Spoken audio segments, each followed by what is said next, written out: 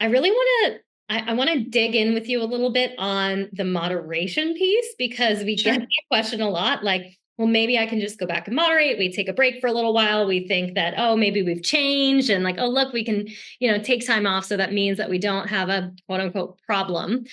And I know you have some podcasts on this, but can you share more about the moderation science, if you will, or why maybe we can't moderate? Yeah, there's a bunch of reasons. I'll give you a few. What helped me in the beginning was learning that not everyone experiences alcohol the same way. Like, I couldn't fathom why someone would leave half a drink behind. Like, are you that lame? You don't like to have fun? That's the most amazing thing that you could consume. Mhm. And what I learned eventually is that alcohol doesn't feel like the best thing ever for most people. It just kind of feels fine, like good, maybe kind of good. Some people don't like it at all. Mhm. And if you don't like it or it just feels whatever, you're less likely to do it. So that's part of it. Some people get really tired when they drink, other people get very energized. Some people, it fixes their stress and anxiety better. So those are all like pre-existing vulnerabilities. Some people process it better, like their liver is just really efficient, so they can drink every single day and recover quickly, which was my experience. Um, but what happens when you reinforce that alcohol is the solution for everything, like that it's required for socializing, for managing stress, for not being bored, for connecting with your partner, for going on vacation, for dealing with a bad day, like whatever, all roads lead to alcohol in the brain, and you carve out this really deep path in your brain, and all of these cues now exist that are leading you to that solution. And that's where the dopamine thing comes in. Like when you're exposed to a trigger or you have a bad day or you're stressed, your brain's trying to motivate you to follow the path down to alcohol.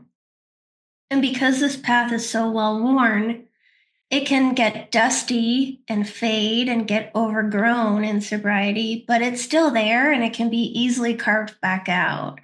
And, you'll hear the AA saying, like, once you turn into a pickle, you can't go back and be a cucumber anymore.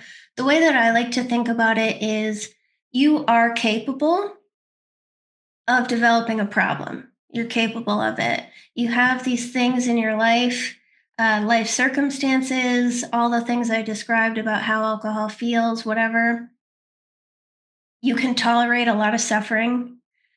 All those things exist. So even if you could be cured, you still have the potential to get back to the same exact place and develop a problem again. Like that's in you and that doesn't go away just because you took a month off to Right. like reset your tolerance. And the last component of it that I'll say is that there's an off switch in the brain for a variety of different things, like even fear. Like we can inhibit fear or not. And you can see why that may cause problems for people. But we can also turn on and off behavior, like drinking. And the more you drink, the less your off switch works. Like it starts to weaken and fade away. And there's been studies on people in sobriety, and they don't see recovery in that.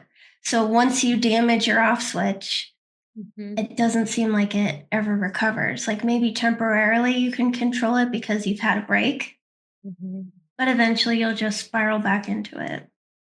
Yeah, it's so fascinating because when I wrote the book, I wrote about this a little bit that I had found a lot of discussion in that alcohol is addictive. It can be addictive for any human being, right? It's an addictive substance. So if you were to put it in your body enough, you would develop addiction.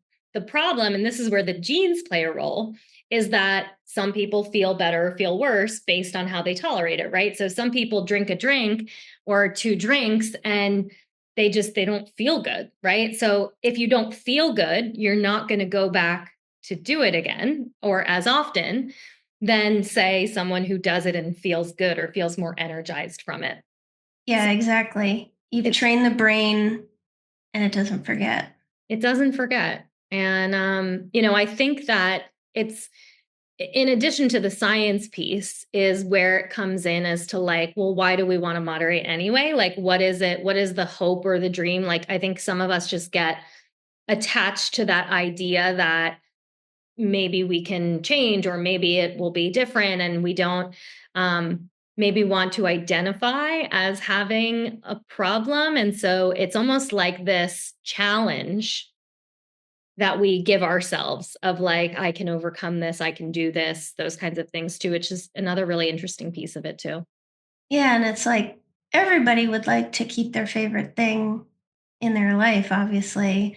It's not so much that we want to moderate, it's that we want to be able to be satisfied with one drink. And you can't change how much alcohol satisfies you. Like one drink is a complete waste of my time.